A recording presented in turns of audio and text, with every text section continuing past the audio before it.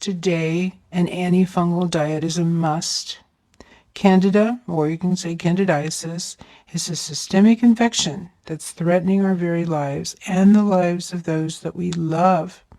It's also threatening our future as a species. The yeast constantly weaken its host. That's you, that's me. It does this so it can thrive.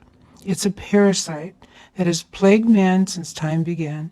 Your healthcare professional is most likely not going to understand it, not understand it to the point that you're about to.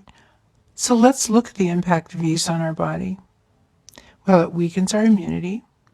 It creates hormone imbalances and infertility. The yeast causes us to crave foods that make us feel bloated and fat.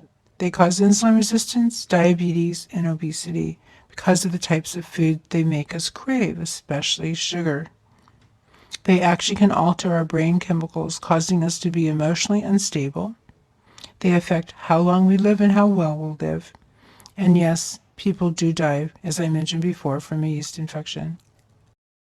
The symptoms are all over the place. That's probably one of the reasons that it's so difficult for people to realize that they have a systemic yeast infection.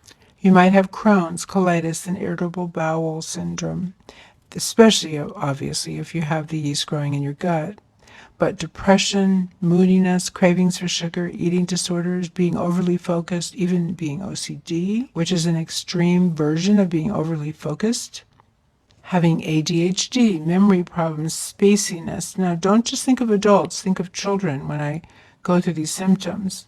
Asthma, sinus infections, chronic ear infections, joint pain, rheumatoid arthritis, infertility, acne, eczema, psoriasis, and hives. MS, lupus, Hashimoto's, and other autoimmune conditions are linked to having candidiasis. When women have systemic yeast infections, symptoms that they suffer from are PMS, recurrent vaginal yeast infections. Some women never have this problem at all. They never have vaginal infections every month, and some do every single month. But over the years, some women have told me that they never have a vaginal infection, and yet systemically it is definitely in their bloodstream.